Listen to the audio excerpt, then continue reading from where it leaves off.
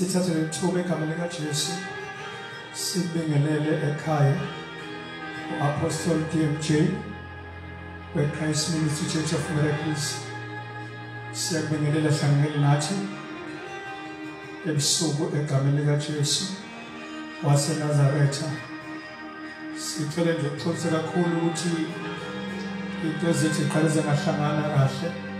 Kodwa siyacela nje ukuxola egama likaJesu. Asikuthathe kancane ukuthi uhlangane nathi namhlanje egama likaJesu. Ngicela nje kancane sithi ukukhuleka sivala amehlo ethu. Baba wethu ongcwele, siyayithoba uNkulunkulu wethu sesikhona phambi kobuso bakho. uNkulunkulu wethu ongcwele, ngiyakhuleka egama likaJesu abantwana bakho besebenza ekhaya. uNkulunkulu wethu ongcwele, I pray for favor upon my life. Moyingcwele mholi egama likaJesu ophilileyo. Amen. Siphinde sibonge igama likaJesu. Ngicela nje uthathe ithuba lakho. Angizuba mude-ke namhlanje ngizoba mfishane kakhulu. Ngiyafisa ukusharela abanye abantu leli page ukuthi babuke balalele lokho umoya ongcwele azokusho namhlanje egama likaJesu. Ngesonto sasikhuluma ngesihloko esasithi benefit of being humble, and enhlizweni yami sengiqedile wahlala nje kakhulu wacezelele ukuthi no, angiqedile kunezinye izihlokwana efanele sithi ndizokhumbula Sunday ngesikhathi sikhuluma ngesihloko ukuthi kunezinto eziningi esazenza ukukhulekela abantu abagulayo. uNkulunkulu esisiza ngaleyo ndlela ayisiza ngayo. Namhlanje ngifuna sibheke nje kafishane benefits of being humble. Ngifuna nje sithi ukubuyela kamuva emuva kafishane incwadi esayifunda. Kunezinto engifuna sibheke kafishane egameni likaJesu encwadini esasifundile. Sasifunda incwadi ye2 Chronicles chapter 7 verse 13. Ngiyafuna nje sibuyele kuyona kafishane sibheke 2 Chronicles chapter 7, so from verse 13 and 14. When I shut up the heavens so that there is no rain, or command locusts to devour the land, or send plague or pestilence among my people. Verse 14. If my people who are called by my name will humble themselves and pray and seek my face and turn from their wicked ways, then I will hear from heaven and I will forgive their sin and will heal their land. Now, let's come see Carla last week. Say Carla Tinini. She began in a pandemic, no, she began in a plague. Let's begin in a Sabine, a Camelega Jesu. Sapega umonaga leswenzile. Sabona namasakhuluma ngokufa kwabantu ngendlela eqalile. Then I said, whether ivela kuSathane noma uNkulunkulu oyivumelile, but la esifunda khona sibheka uJuda ebhekene nezizwe zimhlasela. La sithola ileader egama lalo uJehoshaphat. Uthi Nkosi, asazi sokwenze njani kulembe esibhekene nayo, but ukhuluma igama lelo uthi amehlo ethu loyo u2 Chronicles chapter 20 verse 12 uthi amehlo ethu abheke kuthi kuwe Nkosi, noma abheke kuwe, noma ifocus yethu ibheke kuwe. Now lasiqeda ukufunda khona manje sibona uma behlaselwa, but uNkulunkulu le ndaba uyiveza ngesikhathi uSolomon eqeda ukwenza umnikelo uvula ithempeli. uNkulunkulu siyakhuluma ke usetshela uSolomon uthi ke Solomon, njengoba sekudedicate indlu nededicatela kimi, now kunendlu ke enidedicatele kumina nansi into engisobe ngiyenza njengoNkulunkulu. Uma kwenzeka kufika esikhathini la nona khona. Now into efuna uyibuke kuNkulunkulu, God will always have a plan B for you. Ukuthi ungapheleli ezeni noma indaba yakhe ingapheli. uNkulunkulu uhlala neplan. That is why ngeke ngithi usathana noma ngalokho nabantu baNkulunkulu. uNkulunkulu neplan. Yonke into iplan yakhe. Njengoba ubona emhlabeni kwenzeka kanje, uNkulunkulu uneplan yakhe. Ayikho into uNkulunkulu ephambili, ayikho uNkulunkulu obengayazi. Yonke into eyenzeka emhlabeni uNkulunkulu beyazi. Yonke into uNkulunkulu eyenzeka emhlabeni beyibonile. So ayikho into emsurprise. Usathi ke lalela Solomon. Uma kwenzeka liphambuka kimi, sengithumela iplague noma ngithumela ipestilence, noma ngithumela isifo kuba sidle, noma ngivala imvula kuba ingani, noma ngiletha into engeke ikazululwe abantu basemhlabeni, engeke kwilevel yabantu bomhlaba. Ngabamazwi noma ngabiza inyanga noma ngabiza izangoma, noma kungashumisa impepho, noma kungabizwa abantu abadumile bazoprofeta, but le ngoba yenziwa ivunyelwe yimini ukuthi yenzeke, akekho ongayinqoba. But usebatshela ukuthi indlela yokuthi iqobeke iyodwa ukuthi uma nina niyithoba. Ngiyoba sengiyalalela-ke kule ndawo ngilalela imikhuleko yenu, but not just imikhuleko, kodwa imikhuleko eniyoyenza ngokuthi niyithoba nifuna ubuso bami. Uthi ngiyobe sengiyalalela mase i-pestilence noma i-plague noma i-virus edla isizwe, mina ngiyobe sengiyavela njengoNkulunkulu bese ngiyayiketha noma ngiyimisa. Now la sifunda khona uNkulunkulu uvezela ukuthi kunezinto engenzeka emhlabeni abantu baprofetha, abantu bathandaza noma abantu benze ngendlela yabo, but uyabanikeza isolution ukuthi just in case nikhonza kulendlu. You can imagine ukuthi uNkulunkulu nomuso ngakanani abakangena enkingeni, but usethi uyabona njengoba seningakhele lendlu nayidedicate kumina, uma kwenzeka niphambuka mina ngivala izulu ngithethe isifo kuba siqede ngalo. Uma nina nithoba ngiyolalela, there are benefits owatholayo kuNkulunkulu moyithoba. God was saying any problem engaba khona emhlabeni, uma iwilevel la abantu sebehlulekile, kodwa uma beyithoba kumina, imina engoletha isolution. Ake ngifuna sibuke indaba encwadini yamaHubo. uNkulunkulu encwadini yamaHubo ubizwa ngenqaba. Bese lithi iBhayibheli ababalekela kuyo bayasinda. Angiphinde, ababalekela kuyo bayasinda, abasinda bangabalekeli kuyo. Sisesikhathini eNingizimu Afrika la sibhekene khona nesimo abantu are dying every day. Mabona ama-stats inamba iyanyuka ngokuthi yehla. And among them, they're questioning themselves. Among those, called them Christians,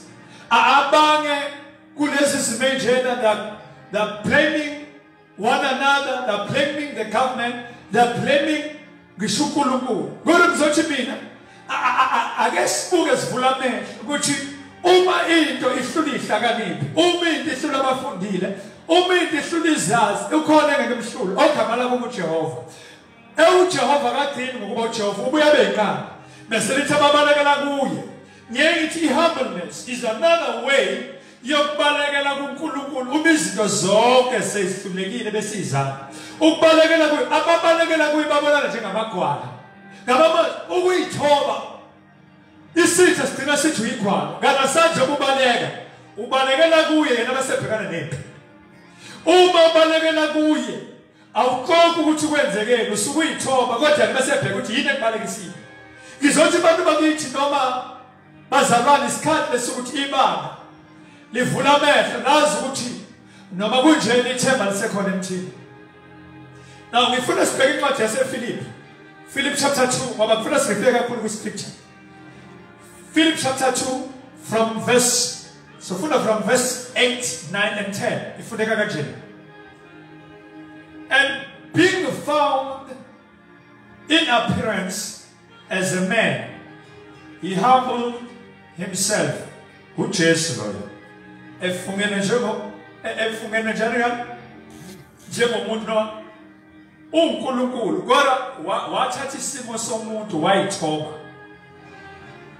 being found in appearance as a man.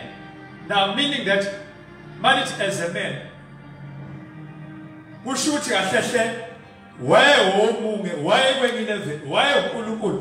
was touched isimo somuntu ngoba wayengeke akwazi ukusiza umuntu ekuleya level.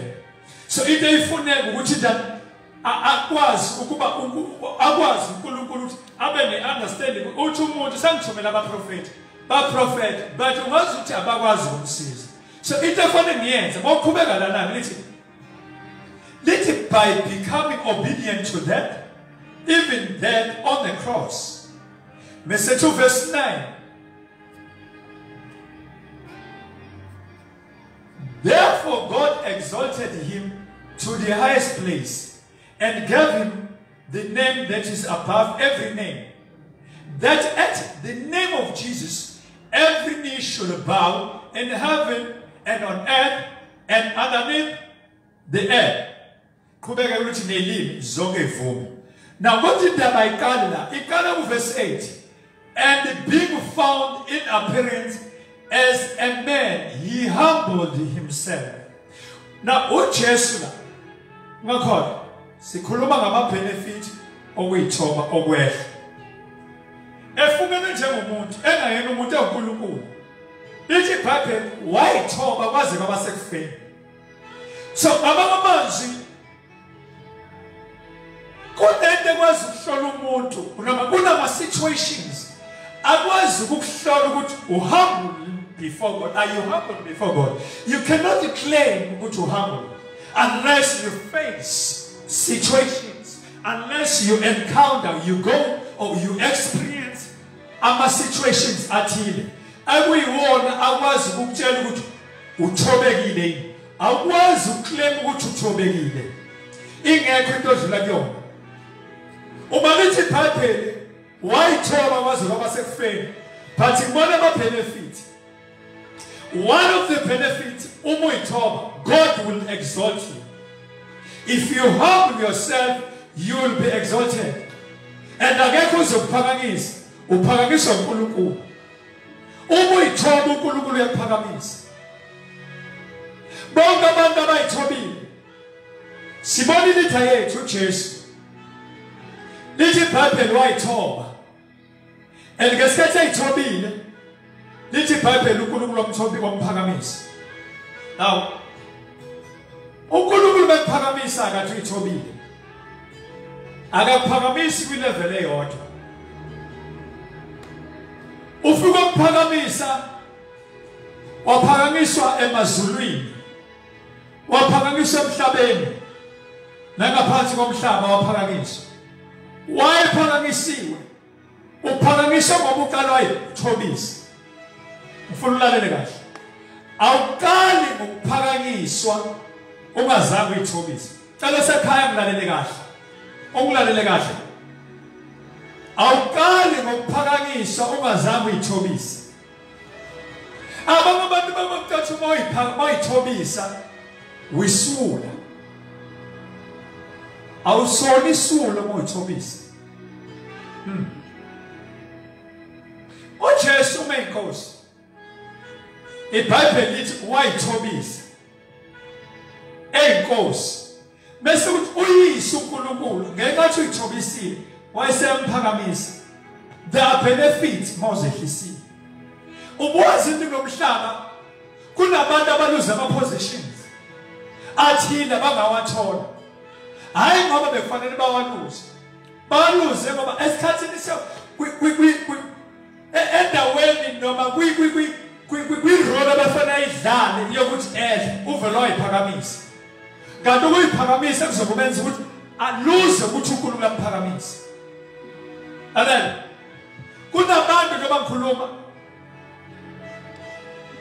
bakwi-divorce balahlekelwe imishado. Abalahlekelwe imishado ngoba nje befana balahlekelwe imishado. Balahlekelwe umshado ngenxa yokuthi abakwazi ukuzehlisa. Uyabona masumuke empini ngithi bangaphosisi ipi ngo 1945 if I'm not mistaken. Kunento ebizwa ukuthi U-boat noma i-submarine. Mabuka emkhumbi yezempi ukhathanisa ne-submarine. I-submarine ibonakala incane. Kodwa umkhumbi ozobhekana ne-submarine ubonakala umkhulu. I-submarine ayenza izinto eziningi mayizoshaya umkhumbi omkhulu. Ifuna ukulale kahle esekhaya. Kunezinto ezinkulu obafuna uzoyishaya ofana nazo ukuthi uyehla kanti ukwehla kwakho ukuphakama kuzona. Kodwa hayi uma ufuna baba awuzuphakama ngenxa yesimo noma awuzukwenza isimo obhekene awuzukwenza njengesimo obhekene naso.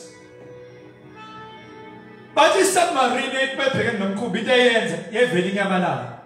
Kunezimo engafuni umlomo wakho. Kunezimo engafuni ukukhuluma kakhulu ofana unyamalala. Kodwa ngithi amakholweni isimo esibhekene naso sifuna abantu abazosithela, sifuna abantu abazocasha, sifuna abantu abazoyenqabeni. Enqabeni bokucasha mawuzindaba yenqaba. Inqaba yayakhelwe iphi? Abantu mawubona izipho, abantu babebalele enqabeni, babona amakhosikazi baleke izingane. Mawubuka labo bantu wathi amagwala. Abantu babehlulekile sebelambile sebekhathi abantu baleke enqabeni. Inqaba inalento ejona inalento inqaba. Abantu abasenqabeni inqaba yeyibamnyama. Abantu ababasenqabeni babalele ebumnyameni kanti babalele endaweni ye-protection. Abantu abasenqabeni babesibona isitha kodwa isitha sasingababona abantu abasenqabeni. Ukubalekela enqabeni uNkulunkulu kwenza ukuthi sibalekele endaweni yokucasha. Kodwa thina sekucasheni siyakwazi ukubona iphi kodwa iphi ayisiboni.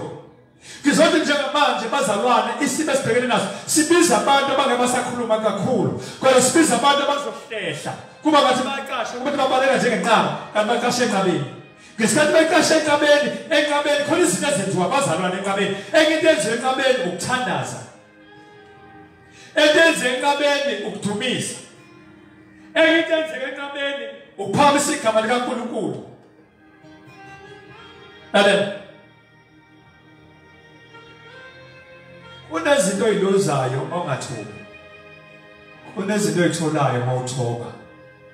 Ezingizimpi, ezingizimo azimfuni umuntu ophakamayo, sifuna umuntu wehlayo.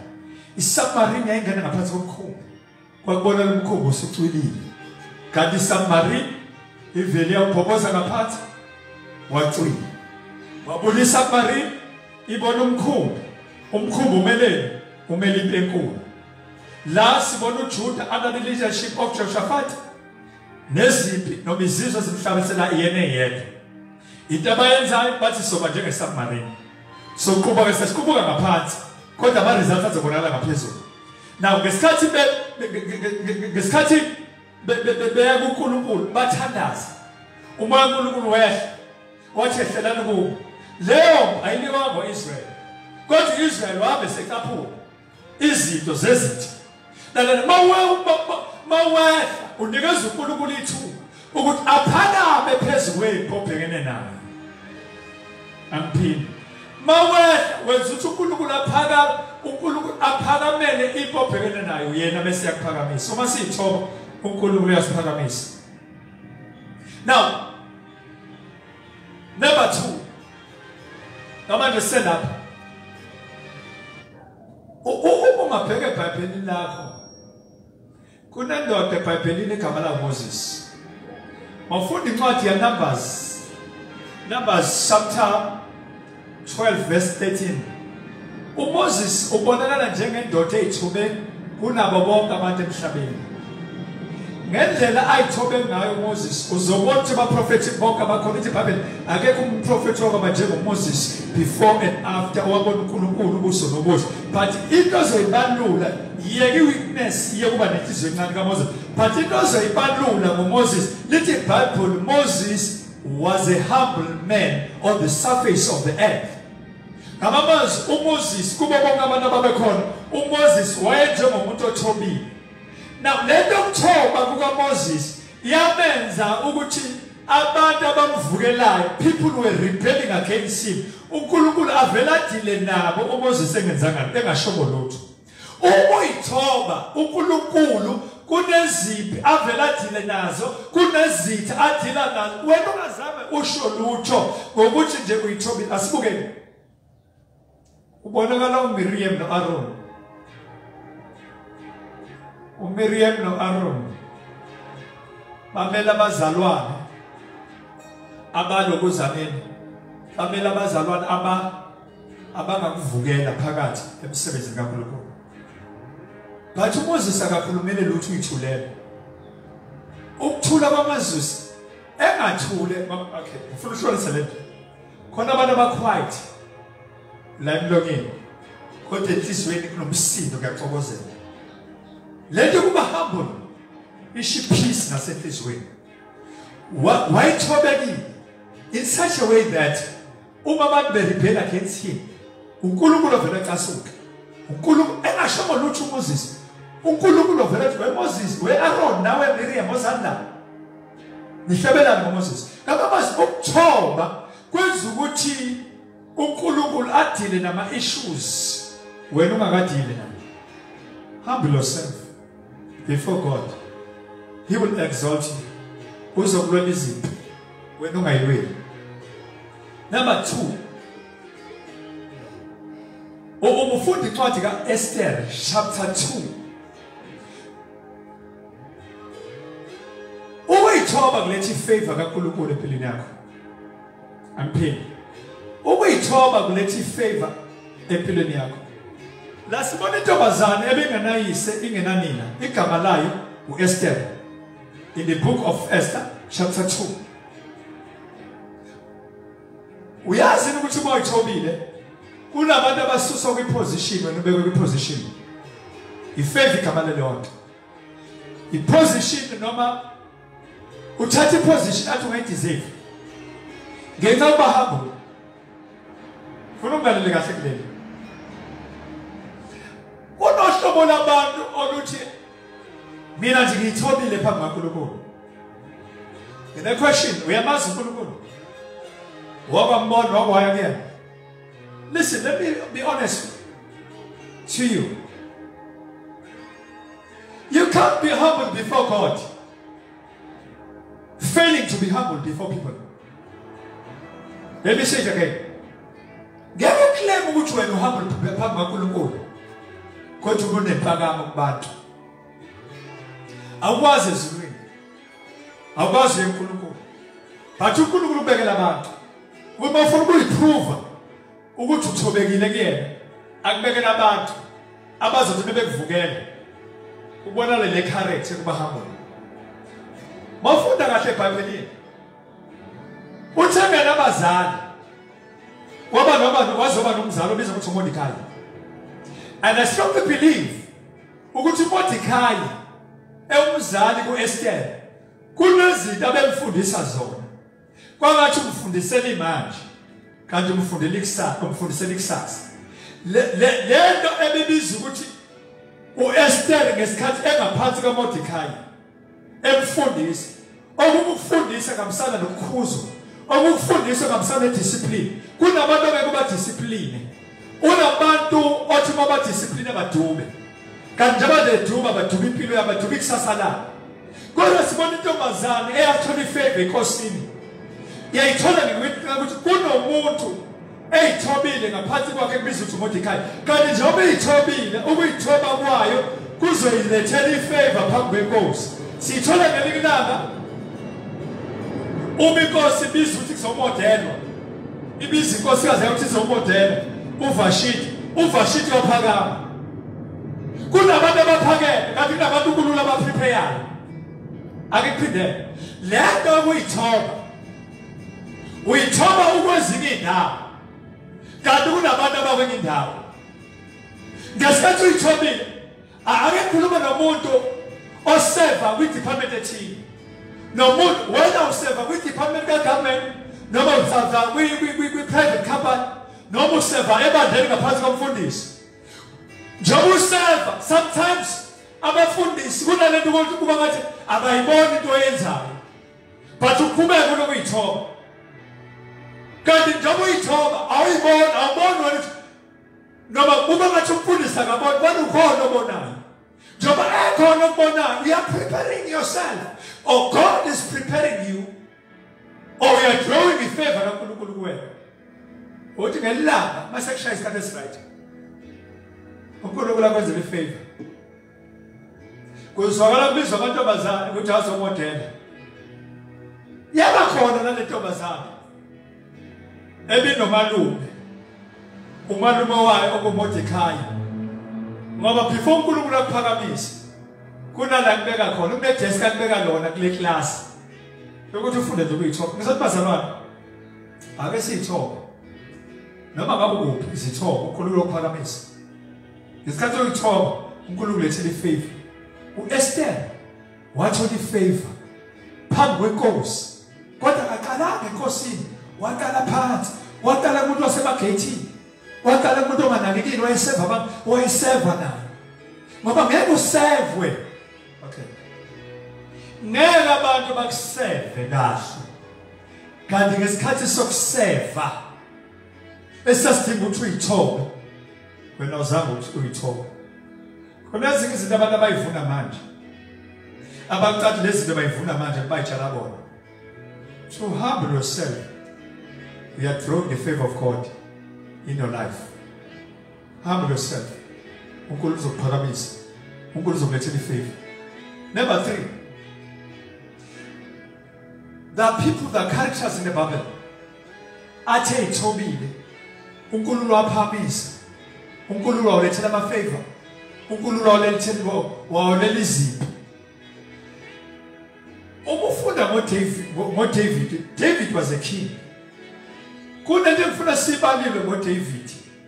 Mawuqala from the book of 1 Samuel and 2 Samuel ufunda nje ngendaba kaDavid.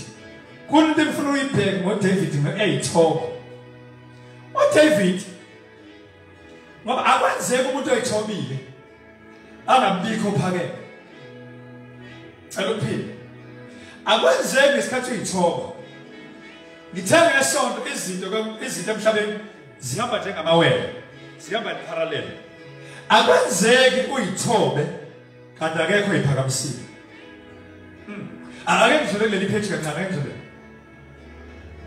Kwakunendlela ebizwa ukuthi uLucifer igama layo.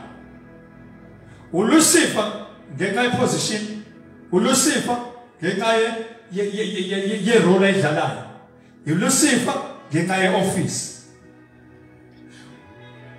Wayengilosi yokukhanya. Ngesikhathi eyingilosi yokukhanya wafika isikhathi la engenobubi wayiphakamisa.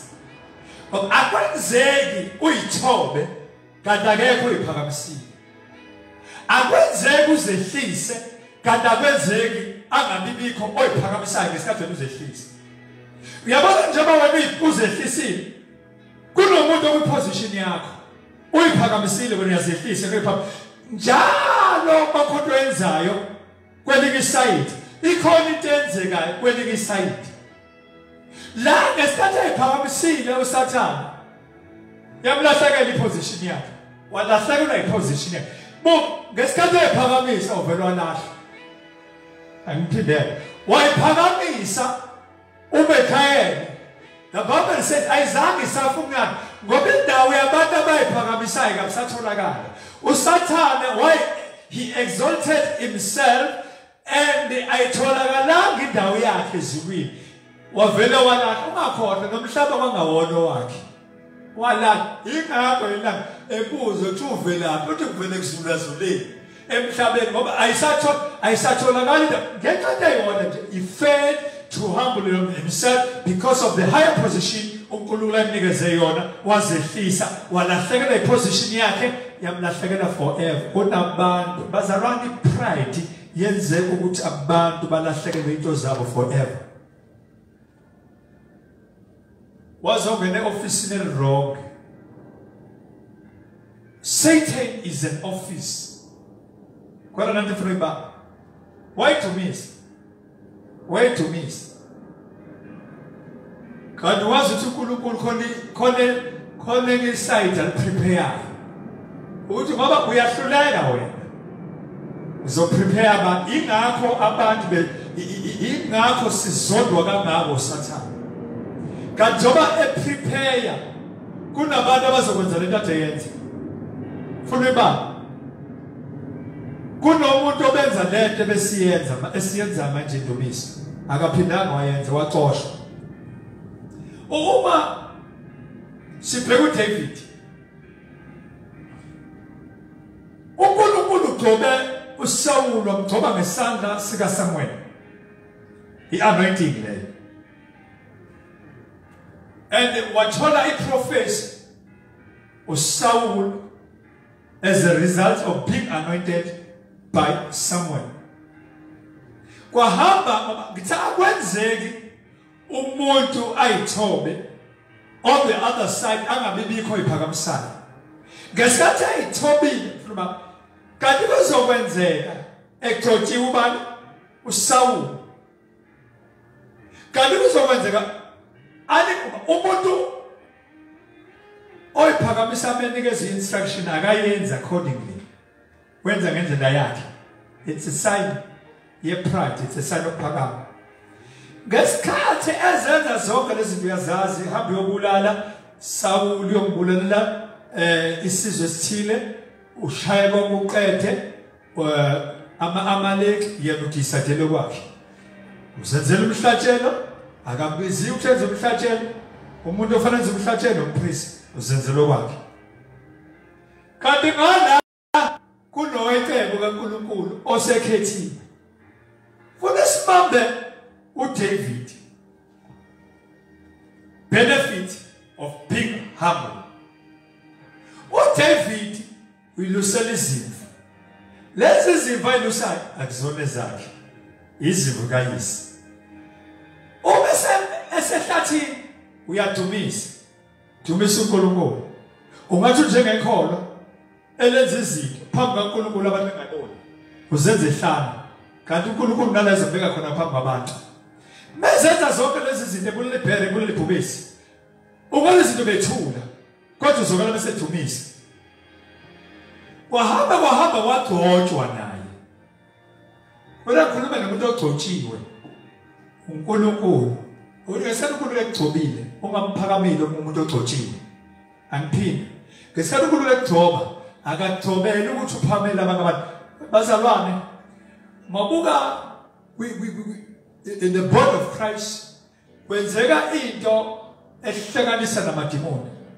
uNkulunkulu evusa umuntu noma emgcoba uvela thathu uvuselwe ukuthi abe nabanye ade sebephambili.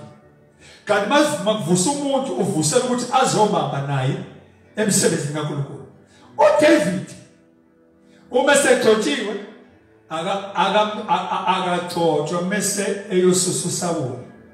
Kodwa ugcotshwa mase qhubeka olusa izimvu. Yebo? Ukuthoba. Akasho semgcotshiwe semfuna uba inkosi. Ngoba uNkulunkulu akambeki umuntu engamthestanga, kufanele aqale test. Nansi lefuna ibaba. Akunakwenzeka uyithobe. Kanti akekho iphakamisile. uNkulunkulu ezomgudlula abayeke wena. Uma kufika esikhathini la ngifuna sijobe indaba sisheshise. Uma kufika esikhathini la uDavid ezondwa uSaul efuna ukumbulala, kufika esikhathini la embamba uqotsheni, fana ngabe uyayiphindiselela uDavid. Khuluma igama elilodwa. Uthi ngingamthinta kanjani ogcotshiwe kaJehova. Isane kuyithoba. Kanti njengoba eyithoba uyayiprepare ukuthi lo muntu oyisitha kuyena ngeke agudlulo yena. Lalela uma uyithoba wenza uNkulunkulu aliziphi zakho wena ungelweni. 1 ke kwatholakala uSaul la ebenethuba khona uDavid yazathi incebo iyakhe nami nasi isitha sakho hlaba udle uthi ngeke ngithinto kaNkulunkulu ogcotshiwe kanti isiza yena. Ngizobazalwana sinceke kaNkulunkulu wena onglalela ekhaya sisesikhathini la impi ikanisile ilwa nebandla. Mawubheka kahle ukufa kwencebo awukwazi ukuthatha kancane. Isitha silwa nemali. Noma unganakile, singaba kwi-lockdown, singabala izinto eziningi, but kunento esikhombisa ukuthi very soon ibandla lizosuswa. Ngoba kunezinto ebhekene nemali. Kodwa ngizothe ebandleni, ngizothe kuzenza inkosi, asiyithoba. Ukuyithoba kuletha ifavor. Ukuyithoba kuletha ukuphakamiswa kuNkulunkulu. Ukuyithoba kwenza uNkulunkulu abiziphi izitho. uMoses obonana uNkulunkulu ubuso lobuso. uMoses obonana noNkulunkulu entabeni ahlala 40 days exoxa noNkulunkulu, but qhamuka umpriest waMidiyani uJethro. Ngoba enye into umuntu bezophakanyiswa uNkulunkulu ezokwehla, kunezinto angeke ayithole bengahlanga. Kunabantu uNkulunkulu ngeke basize abaseyinkingeni, bafuna abantu abaphakeme. Kanti usizo lwabo ulibeke la benganakile khona. Kunento engikhohle empilweni yami 15 years or 20 years ago, I was praying for the anointing. Ngithi uNkulunkulu ngicela ukugcoba, uNkulunkulu ngicela ukugcoba. Ngelinye ilanga I heard a voice saying, "Ikbiza ngegama lithi Spanba, lento eyifunayo itholakala la." What I saw, ngabona umuntu ithulazi like a servant of God, but ngibona usezaleni la kulahla khona izinto. Wathi lento eyifunayo itholakala lapha. Meanwhile mina ngibheke lapha. Uthi lento ngimbuka lo muntu ugqoka amateko, umuntu ongamdlula endleleni. Wathi khumalo lento eyifunayo itholakala lapha. UJesu weza njengomuntu wasezaleni, weza njengento elahliwe, weza njengento enganakiwe. Asathi uIsaya abantu babishaya ngesetele ngesiphambanweni, kunabantu ababekhuluma ezizehla uyisebezi. Waba njengento elahliwe, edeleliwe, eshayiwe, esingayinaka. Lithi iBhayibheli ashawa inifu. Ukuyithoba uNkulunkulu aphakamisa. Sesathandaza na benefit uma uyithoba, na benefit uma uyithoba. Sesathandaza